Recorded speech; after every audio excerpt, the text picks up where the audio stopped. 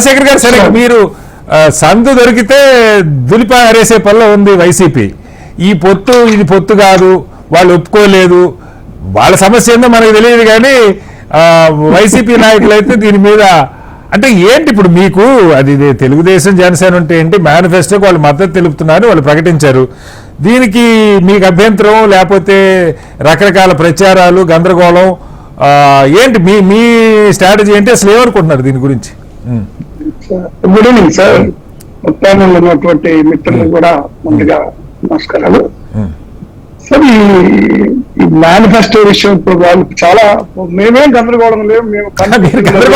మీరు గందరగోళం పరుస్తున్నారు ప్రజలు. అది లేదు సార్. ఇప్పుడు వాళ్ళే కన్ఫ్యూజన్ ఎలా డిపెండ్ చేసుకోవాలి అర్థం కాక తెలుగుదేశం అయినా జనసేన అయినా బీజేపీ గందరగోళంలో ఉండిపోయారు సార్ పాపం వాళ్ళు. అంటే నాకు తెలిసి ఏ డిబేట్లు కూడా ఇంత డిఫెన్స్ లో ఈ గందరగోళం వెనకాల మీకు మోడీ గారి ఆశీస్సులు ఉన్నాయని కదా చర్చ. ఆ ప్రశ్న కూడా మీరు ఆన్సర్ చెప్పండి. ఇప్పుడు ఈ గందరగోళం వెనకంతా మోడీ గారి ఆశీస్సులన్నీ నిండుగా జగన్మోహన్ రెడ్డి గారికి ఉన్నాయని కూడా ఒక చర్చ నడుస్తుంది రాజశేఖర్ గారు. సార్ ఇక్కడ విచిత్రం ఏంటంటే ఇప్పుడు ఇది మాది జాతీయ పాలసీ. మేము ఎక్కడ కూడా స్టేట్స్ విషయంలో మేనిఫెస్టో విషయంలో మేము ఇంటర్ఫియర్ కావట్లేదు. మా జాతీయ మేనిఫెస్టో మాది, వాళ్ళదే అని మాట్లాడారు సార్. సంతోషమే ఆ పాలసీ. 14 ఎన్నికల్లో మరి వీళ్ళందరూ కలిసే కదా, మోడీ గారు కూడా కలిసి అందరు కలిసి అందరు ఫోటోలు వేసుకొని చక్కగా 14 అదే సార్ విడుదల చేసిన తర్వాత ఎన్నికలకి వెళ్ళి ఎన్నికల్లో విజయం సాధించి మరి వీళ్ళంతా కలిసి మంత్రివర్గంలో వీళ్ళు ఉన్నారు, వీళ్ళు కేంద్రంలో వాళ్ళు తెలుగుదేశం వాళ్ళు మంత్రివర్గంలో ఉన్నారు. ఈ కథ అంతా నడిపించారు 14 నుంచి 19 దాకా. కట్ చేస్తే ఆ మేనిఫెస్టోలో ఇచ్చినటువంటి 650 హామీల్ని నెరవేర్చకుండానే దిగిపోవడం జరిగింది. సో అక్కడ వచ్చింది ప్రాబ్లం. ఇక్కడ ఏంటంటే చంద్రబాబు నాయుడు గారు అలిగాలినటువంటి వీలు పడినటువంటి సాధ్యం కానటువంటి మరి హామీలు ఇవ్వడం అనేటువంటిది 14 ఎన్నికల్లో చూసాం. సో ఆ ఎన్నికల్లో మేము చూసాం, అందరు ప్రజలు చూశారు, బీజేపీ కూడా చూసింది ఎంతవరకు అనేది. ఎందుకంటే దానిలో బీజేపీ కూడా భాగస్వామ్యం ఉంది కదా, వాళ్ళు కూడా ప్రభుత్వంలో ఉన్నారు కదా రాజశేఖర్ గారు 4 ఏళ్లు. ఇట్ ఇస్ కలెక్టివ్ రెస్పాన్సిబిలిటీ కాదా? అదే సార్ నేను అంటుంది. గతంలో జరిగిన పొరపాటుని వాళ్ళు గ్రహించినట్టున్నారు. 4-19 టైంలో జరిగినటువంటి వాళ్ళ అరాచక పరిపాలనలో చూసి లేదా వాళ్ళు ఇచ్చిన 650 హామీలు నెరవేర్చకుండానే దిగిపోయినటువంటి ఆ పాపం బీజేపీ కూడా భరించింది కదా. బీజేపీ మీద కూడా పడింది కదా. నోటాకి వచ్చిన ఓట్లు కూడా రానటువంటి పరిస్థితులు బీజేపీ పడిపోయింది కదా ఆ మేరకు. కాబట్టి మరి కొంత మేల్కొని ఇప్పుడు ఈ మేనిఫెస్టోకి మాకు అదేంటండి 3 పార్టీలు కలిసి గతంలో ఇచ్చినాయి. మరి మోడీ గారి ఫోటో లేకుండా లేనే లేదు మేనిఫెస్టో. ఇప్పుడు అసలు మోడీ గారు ఫోటో లేదు, లేదా సింబల్ లేదు, అసలు వాళ్ళ ప్రస్తావన లేదు, రాష్ట్ర అధ్యక్షురాలు ఫోటో లేదు, అసలు ఏది లేదు. ఆయన దాన్ని ముట్టుకోవడానికి కూడా ఇష్టపట్ల. వాళ్ళకి ఎందుకు అభ్యంతరం, మీకెందుకు అభ్యంతరం నాకైతే అర్థం కాదు. విజయసాగర్ గారు మీరు ఆవేశపడకండి, ఆయన చెప్పండి. ఆయన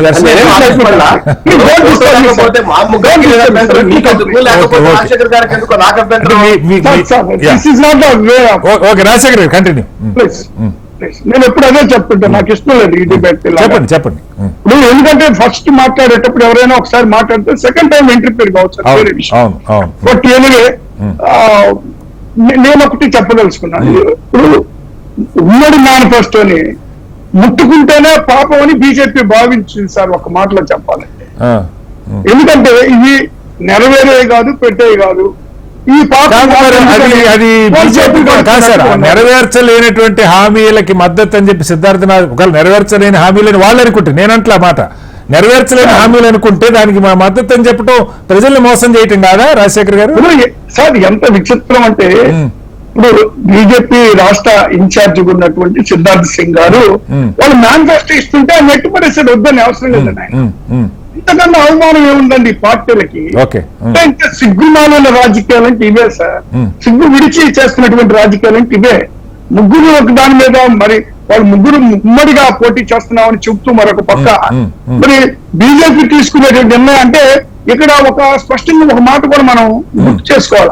పవన్ కళ్యాణ్ గారు బీజేపీ తోటి చీవాట్లు తిని తిట్లు తిని నేను ఒప్పించాను తెలుగుదేశం పార్టీతో గెలవడానికి అని చెప్పారు కదండి. అది ఇప్పుడు స్పష్టమైంది కదండి అది. ఓకే. ఎందుకంటే బీజేపీ ఏ విధంగా నష్టపోయిందో తెలుగుదేశం పార్టీ నమ్ముకొని అనేటువంటిది చూశారు అందరూ. ఓకే. ఎందుకంటే ఇప్పుడు గౌరవ ముఖ్యమంత్రి వాళ్ళు జగన్మోహన్ రెడ్డి గారు కూడా ఎప్పుడు చెప్తారు విశ్వసనీయత లేనటువంటి వ్యక్తి ఎందుకు పెట్టుకున్నారు సార్? పవన్ కళ్యాణ్ పెట్టుకుంటారా? కాదు రాజశేఖర్ గారు, మీరు కూడా అమాయకంగా చెప్తారు. అక్కడ ఉంది మోడీ, అమిత్ షా గారు.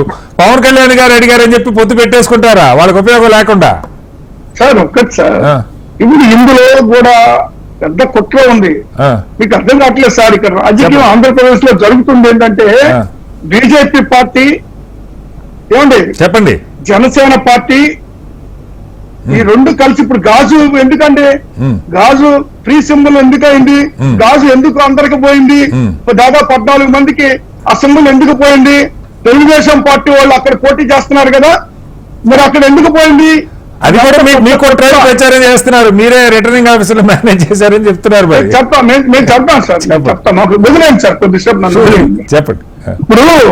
ఇప్పుడు ఎందుకు వీళ్ళు అవన్నీ జరిగిందంటే వాళ్ళు శాశ్వతంగా తెలుగుదేశం పార్టీని భూస్థాపితం చేసి ఆంధ్రప్రదేశ్ లో బీజేపీ పార్టీ జనసేన పార్టీ రాబోయే రోజుల్లో ఈ రాజకీయాలు ఆంధ్రప్రదేశ్ లో చేయాలి అనేటువంటి ఆలోచనతో తెలుగుదేశం పార్టీ తోటి ఒక కుట్రపూరితంగా వీళ్ళు చేస్తున్నటువంటి వ్యవహారంగా నాకు అనిపిస్తా ఉంది చూస్తా ఉంటే.